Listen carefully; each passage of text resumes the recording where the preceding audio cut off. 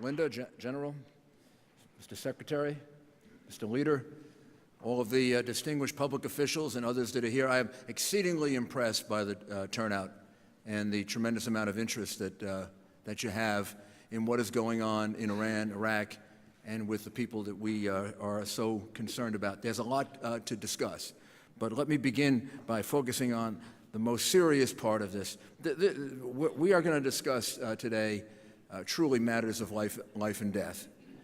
For the people of Ashraf and Liberty who are stuck behind in Iraq, for the people of Iran, and really for all of us, for the people of the world in what is going on in Iran.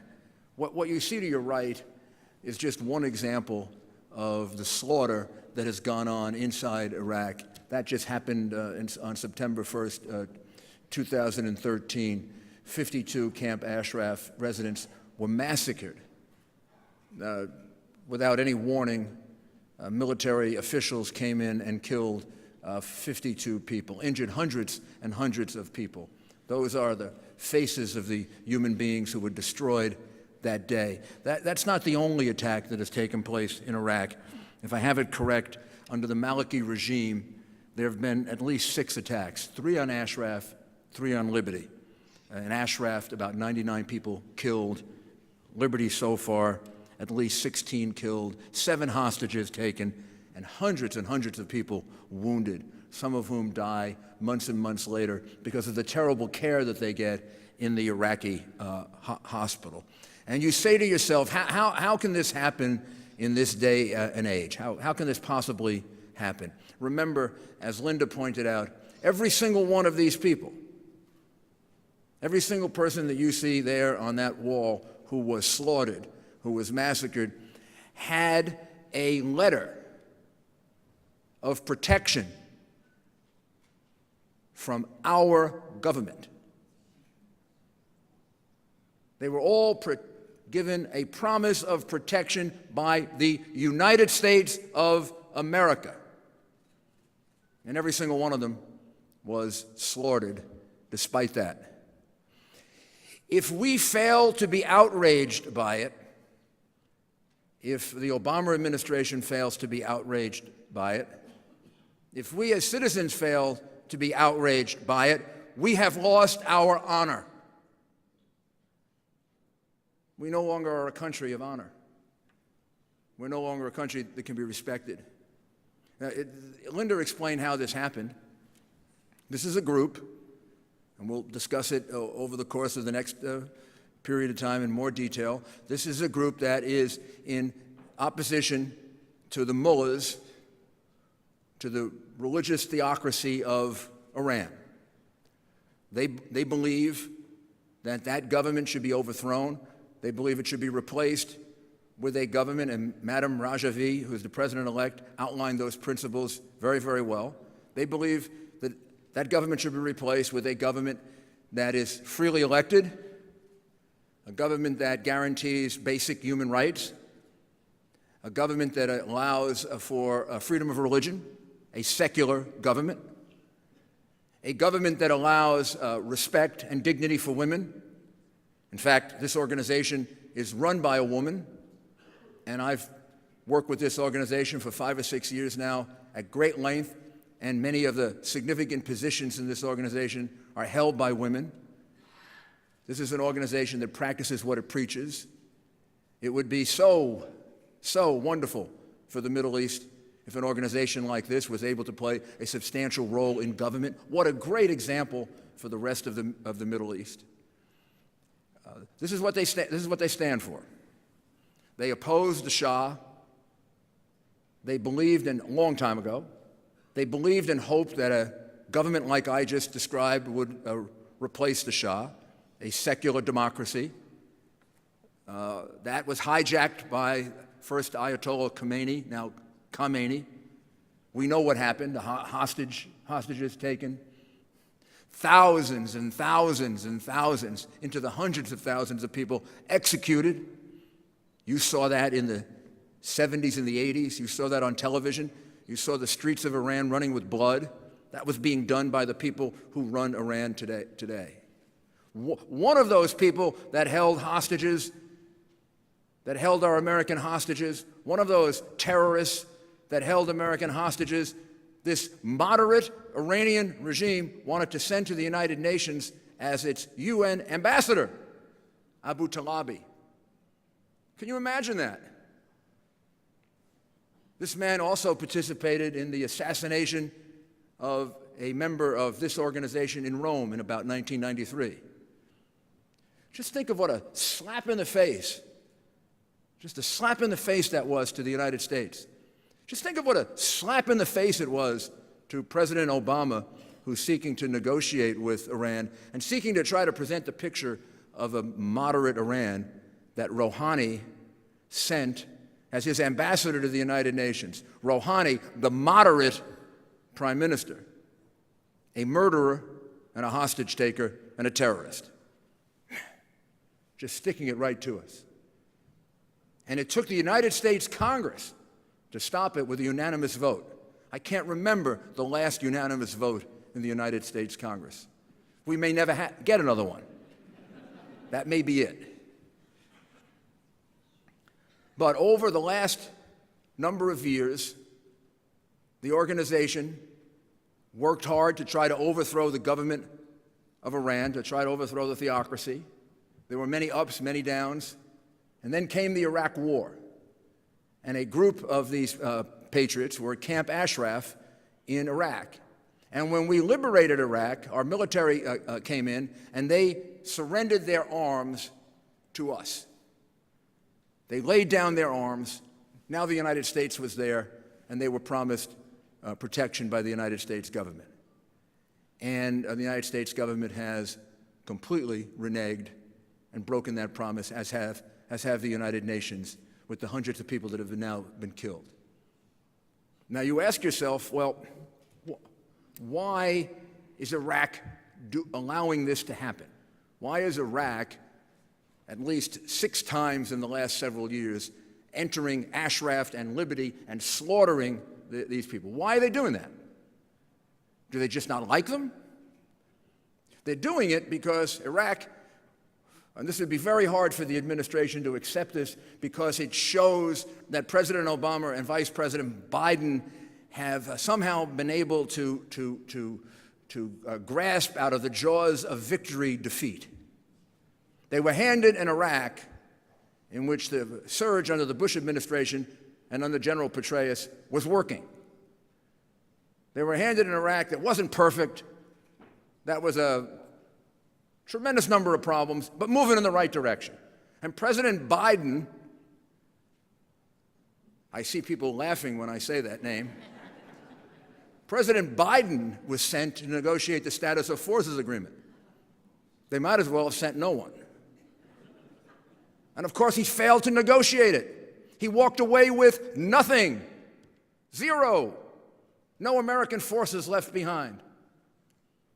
Well, now that promise we made to these people, who's going to enforce it?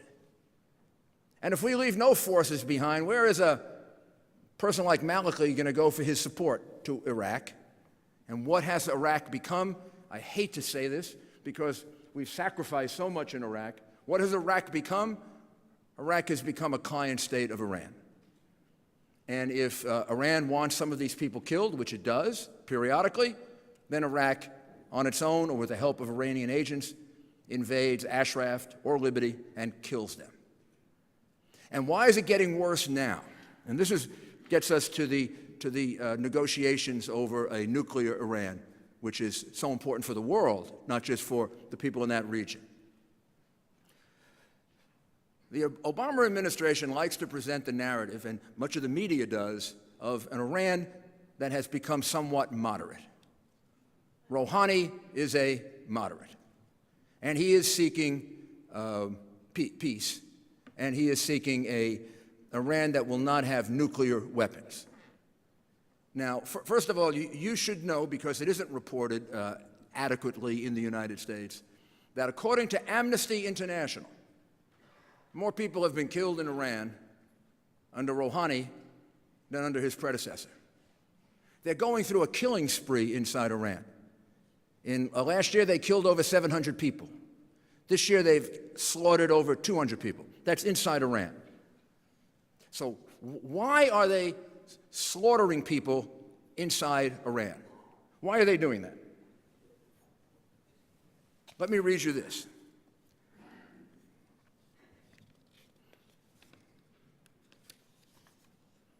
The United Nations Special Rapporteur on Iran, Ahmed Shahid, pointed to a sharply rising number of executions, reporting that at least 687 had been executed in Iran in 2013. Among them, 28 women. Two-thirds of the hangings were carried out under Rouhani's watch. This year, the preliminary report shows at least another 200 murders. And then Iranians, according to the UN report, continue to be arbitrarily detained for peacefully exercising their fundamental rights to expression, association, assembly, belief, and religion in ever-increasing numbers. So here's what we have. We have an Iran that is presenting a picture to the world, to the American media, to the Obama administration, of moderation. Rouhani is a moderate, whatever that means. But they don't want the people of Iran to ever really get the notion that they are going to be moderate. Because you know what happens when a dictatorship starts to liberalize. What happens when a dictatorship starts to liberalize? Then all those forces that desire freedom come forward and bring it down. And if these people are anything, they're smart and they're shrewd. So to the world, they present moderation. To the interior of Iran, they present oppression, murder, slaughter, repression, and horror to frighten the hell out of them so that they will do nothing to rise up and have another green movement like they had a few years ago. That's one reason why Rouhani the moderate is Rouhani the mass murderer inside Iran. To the world, the moderate, inside Iran, a mass murderer.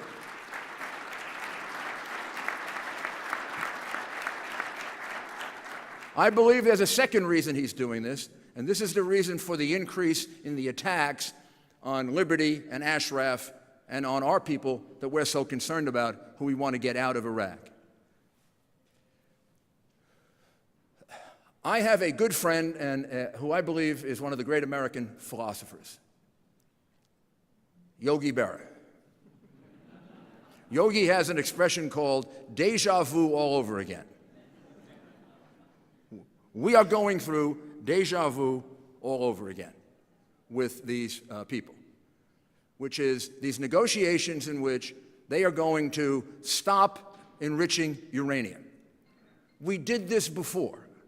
We did it before in 2002, 2003, 2004, 2005. Rouhani, the moderate, has actually in his memoirs bragged about the fact that they did a very good job of fooling us, that they were actually not enriching uranium when in various remote parts of Iran and two specific sites, they were continuing to enrich uranium. He brags about it in his book, that he treated us exactly like this before. However, on two occasions, once in 2003 and then in 2005, they were caught red-handed. They were caught cheating, and they were exposed to the world. Who caught them? The MEK caught them. They were exposed by representatives of the MEK inside Iran who put their lives at risk, some of whom lost their lives in order to do this, and they were exposed to the world as cheaters. Well, they are getting ready to play that same game with us today again. We're just too naive to pick it up. Or we are so desperate for an agreement. We are so desperate to have some kind of an agreement. Whether it's worth the paper it's written on doesn't matter. We are so desperate to have an agreement that we will agree to anything. But what they want to make sure of is, if they have an agreement in which they agree to not enrich any more uranium except for peaceful uses, and they agree to inspections, they want to be able to go off to remote parts of Iran and continue to enrich uranium and be a month or two away from having a nuclear weapon. But this time, they don't want the spies around. This time, they want to make sure they eliminate the people who will be the ones who tell the United States, who tell the UN, who tell the world about what they're doing. They want to make sure they eliminate as many of them as possible and frighten the rest of them into submission. That is the second reason why we have so many slaughters going on right now. And my government, our government, is so desirous of having an agreement that it refuses to see this. It refuses to acknowledge this. It refuses to realize the wisdom of the president that I work for, Ronald Reagan, that the way you win a negotiation, when you're negotiating with terrorists, dictators, murderers, immoral, amoral people, you have to have more strength than they have.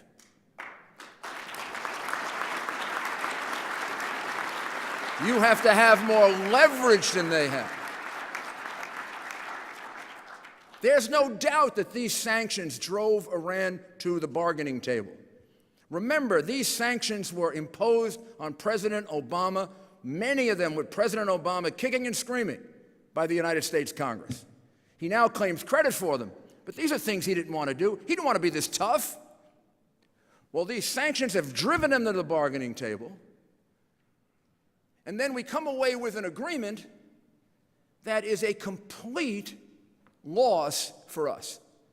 The interim agreement that we reach contemplates that Iran can have the peaceful use of nuclear power. For 10 years, all of the opposition has been to Iran having any use of nuclear power. Why? Because they can't be trusted. Why? Because they're the biggest sponsor of terrorism in the world. Why? Because of all the governments in the world, currently, they're the ones who have killed the most Americans. Why? Because they support genocide in Syria. Why? Because they're dedicated to the destruction of the state of Israel. I have to have any more whys as to why they shouldn't have nuclear weapons? During the Cold War, the worst nightmare was if an insane person could get their hands on nuclear weapons. Well, they're insane. And if they're not insane, they're doing a hell of a good imitation of it. They should not be allowed to have any nuclear capacity at all, not one bit of nuclear capacity, because they can't be trusted. And by the way, why do they...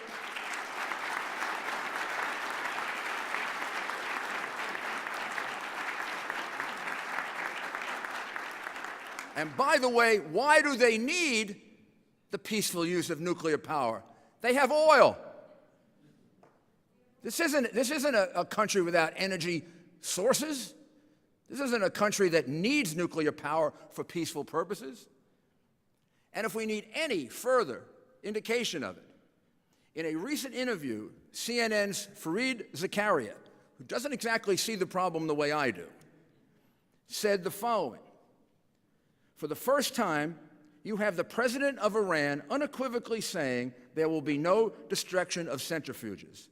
He also made clear in the interview with me that the 2 heavy water reactors would continue in operation and they would pursue the peaceful use of nuclear power. If that happens, we have totally lost the negotiations. If that happens and we agree to it, the agreement is not worth anything, and the agreement is exceedingly dangerous. And already we have reduced the sanctions on Iran, and they've done nothing. This is like selling your house, not getting the money, and letting the people move in, which is essentially what has happened. This is the way this government negotiates. So what can be done about this? What can we do about this? I believe there are several things that can be done, and the United States has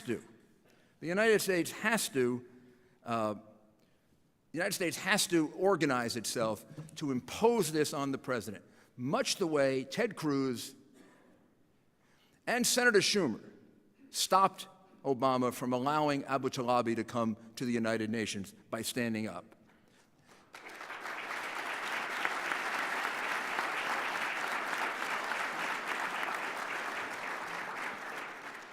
when and if an agreement is presented to the United States Congress, the United States Congress should make certain demands if it's going to agree to any agreement. Demand number one is the agreement should be prefaced with a statement of American policy that we are going to continue, whatever this agreement says, to seek regime change in Iran. Just think about this. We were in favor of regime change in Egypt when the leadership of Egypt was friendly to the United States. We were in favor of regime change in Libya when the leadership of Libya was basically neutered. He had given up all his weapons of mass destruction. We're in favor of regime change in Syria. We just don't seem to know what to do about it. We're in a state of confusion about it. Well, the regime in Iran is worse than the regime in any one of those three countries. Worse than the regime was in Egypt, worse than Libya, and worse than even Syria. So why aren't we for regime change in Iran? And in Iran, we have a benefit that we don't have in those other places. Right now, if we're in favor of regime change in Syria, we don't know who to replace the regime with. Are we going to get al-Qaeda? Are we going to get true Democrats who are going to try to make a decent government? We'll get bad people, good people. Here, we know who we're going to get. We know at least in part who we're going to get. We're going to get Madam Rajavi. We're going to get the people who stand for these principles of a constitution, democracy, a rule of law, women being allowed in government, a non-nuclear Iran. We know what we're going to get. And so why don't we embrace this? We don't embrace this because we are afraid of offending Iran. Maybe if we offended Iran, we could win these negotiations.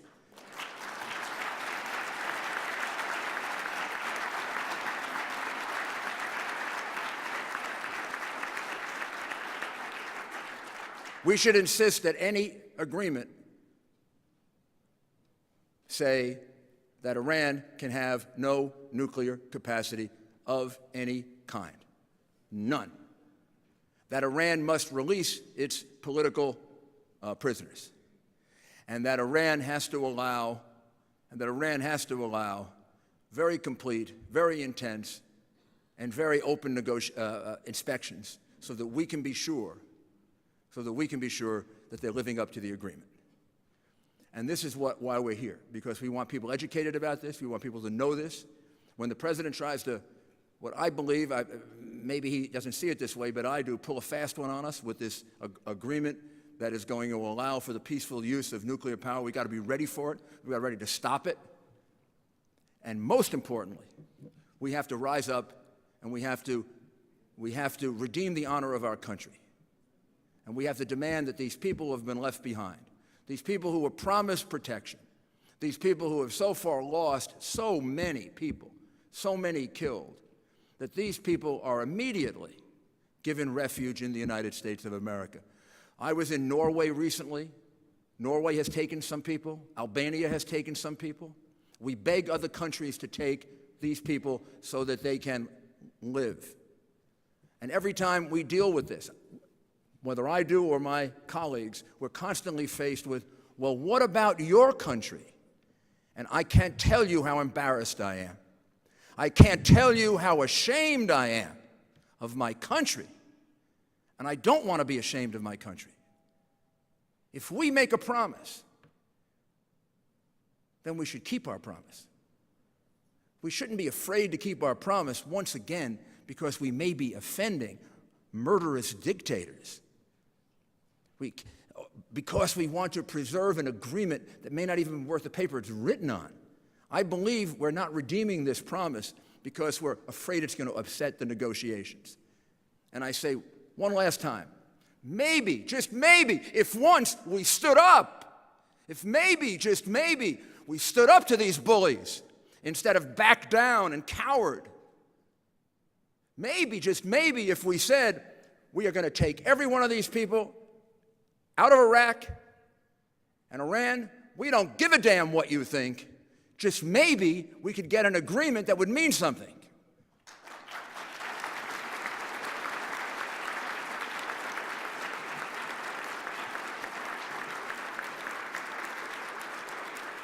So I conclude, as I always do, because I know this is going to be played in Camp Liberty at some point in the next few days.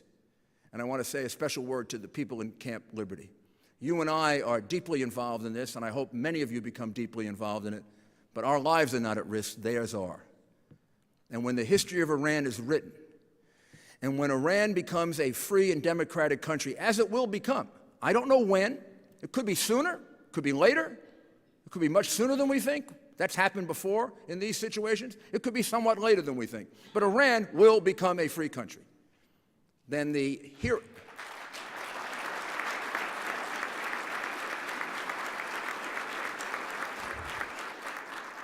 it will become a free country based on the blood, the sweat, and the tears of the people of Camp Liberty and the people of Camp Ashraf. It's their courage that is making this possible. And we are with you as if we were there with you. We are never going to abandon you. And one way or another, we are getting you out of there. Thank you, and God bless you.